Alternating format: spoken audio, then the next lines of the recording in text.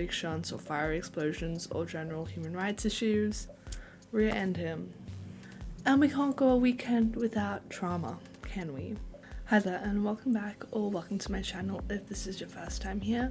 My name is Amy and I have an unfortunate obsession with Formula 1. Today we're going to be talking about potentially one of the most controversial Grand Prix in the past couple of years, Saudi Arabia. Now, I would like to preface this video by saying, A, I am sick, so I apologize for my vocal cords, and B, I kind of scripted this video before Fernando Alonso podium got reinstated, so before that controversy. It wasn't as uncontroversial this year as they may make it seem. The controversy just came after the race because it's Formula 1, and we can't go a weekend without drama, can we? So without further ado, let's just get into it.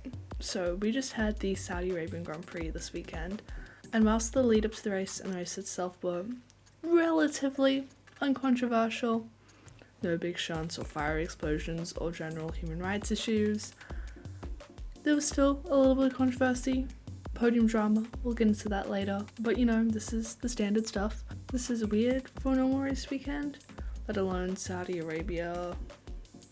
Let me explain. Let's start at the very beginning before we even started racing here, when the circuit was first announced. The question arose, should we even be racing here? You probably don't need me to tell you this, but Saudi Arabia has a whole host of human rights issues, women's rights, LGBTQ plus rights as well. It's a pretty big deal. So when it was announced that it would be joining the calendar, Formula 1 got put under a bit of scrutiny, particularly as around the time we also had the We Race as One campaign going on in 2020.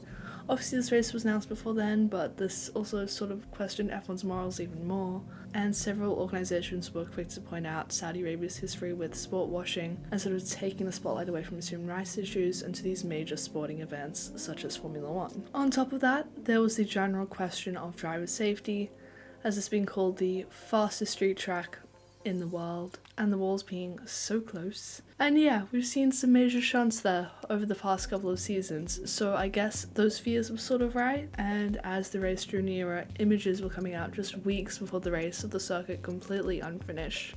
Grandstands weren't up yet.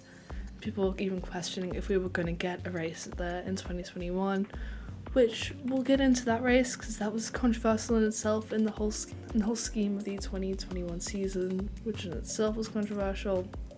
Then the first Grand Prix in 2021, and obviously controversial because 2021. It was the second race in a tight title championship, and there was bound to be some sort of drama, and it delivered, with a safety car, 2 red flags, and 4, I believe, virtual safety car periods, starting with Mick Schumacher crashing and causing a safety car.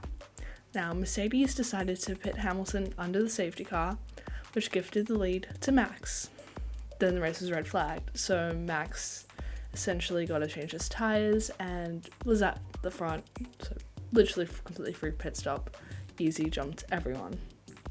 Now, on the race restart, Hamilton got ahead of Max, then Max may have overtaken him off track, and then a few seconds later, before Max could give that place back, there was a massive shunt behind him involving Checo, Charles, and a few others. Again, a red flag. And this is where it starts to get really controversial. Up to this point, it wasn't too bad. So we then had this weird bartering thing between Michael Masi and Red Bull, and I don't think Michael Masi was communicating too much with Mercedes or Alpine, as this involved Hamilton, Ocon, and Max. So basically what Michael Masi was doing was trying to propose to Red Bull where they could drop Max to. In the end, he ended up being dropping to third, with Ocon taking first and Hamilton in second. That's what was decided on, which was probably fair because he has to give the place back to Hamilton. But then also Ocon was technically also ahead, so it was a whole thing. Then on lap 37, Max again made an illegal overtake on Lewis Hamilton, and he was told to give the place back. Now you'll see this is a recurring theme into next year's Grand Prix, but that DRS zone. So Basically, Max wanted to give the place back before the DRS detection line, so that way he could have DRS on Hamilton and basically just re-overtake him on the next straight. So he slowed down dramatically, causing Hamilton to rear-end him. Not fun. And yeah, Max later received a penalty for that, however that didn't drop him from his finishing position of second because they both now had damage to the car, Hamilton and Max. So yeah, didn't really affect them too much. So yeah, a lot went on. Very controversial, Michael Massey, 2021, etc, etc. Hamilton also wore a rainbow helmet in support of the LGBT community this weekend, which I thought was really cool, particularly considering Saudi Arabia's issues. I think last season's race was perhaps the most terrifying to me personally. During the 2021 Durian Ypres, a missile was intercepted, and that raised concern about driver, personnel, and spectator safety at Formula One events held in Saudi Arabia in the future. On top of the fact that the track was already not considered the safest on the calendar, it was a whole thing.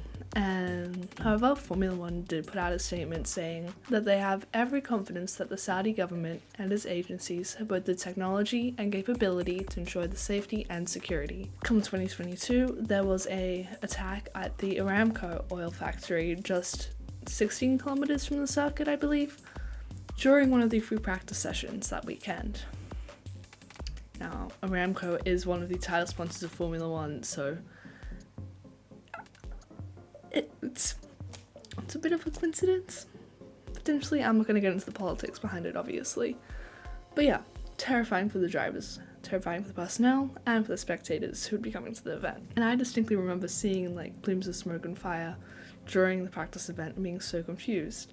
And then just being absolutely shocked when the news came out of what it actually was. And being really concerned because obviously, safety. And the drivers also raised a lot of concerns about racing and holding an event there following these events, so much so that they held meetings like hours into the night to sort of figure out if they should race, but they eventually agreed to hold the event. And slightly lighter drama from the weekend, Mick Schumacher had another big crash in qualifying this time, couldn't race, and also, you know, the whole DRS thing that came back. We had like DRS stricken with Charles and Max, which was honestly quite funny if you ask me. So yeah, I was a bit surprised when this year went off without a hitch in comparison. Did we have our controversial moments? Yes we did, because this is in fact Formula One. Did we need that safety car? Maybe not. But the big thing out of this weekend is obviously Fernando's podium. If you don't know Fernando Alonso, he got on the podium this weekend, again, which is incredible, his 100th podium of his career. However, you know how in Bahrain, Ocon got slapped with that 10-second penalty for not serving his 5-second penalty correctly? Alonso essentially got the same thing, which would knock him down to 4th and give George Russell a podium. However, Aston Martin showed up with the receipts. And essentially, Fernando got his podium back. And now I do believe that there's like a review going on in the FIA about this, but there's always a review going on in the FIA about everything, so we'll see what comes of it. I mean, I am kind of happy he got to keep his 100th podium because that is like a major milestone and would kind of be sucky if that got taken away from him, you know? So that brings us to the whole question of this. Should we be keeping this race on the calendar? And that's a very tough question to ask and answer. I actually really like this track. However, I am a sucker for street races just in general. I love the jeopardy that you have to go through, the precision that the drivers have to execute and push to the very limit with no room for error. Like, I love that part of it, and I do think it is a pretty good track and produces some really good racing. That also being said, driver safety should be sort of a main priority in my opinion. And I do think over the past couple of years, the few changes they've made to the placements of the walls and the chicanes has really improved this. And again, we didn't see any major shunts there this year. Same in F2, no real major issues. Okay, a few, but no major ones. And we know that Saudi Arabia doesn't have the best track record when it comes to human rights issues, but neither do a lot of the places that Formula One races at. So yeah, I can't really answer the question for you. I don't know. What I do know is that we're going to be going back to Saudi Arabia for a few years to come. After all, this is the richest sport in the world.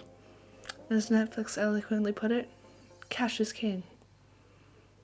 Money is power and it talks. Okay, so this brings this video to a wrap.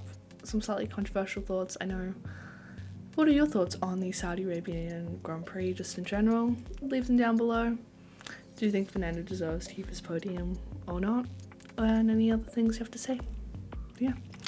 If you like the video, then like it and press the red button to subscribe for more F1 and motorsport related content. And I'll see you all on the next one. Laters!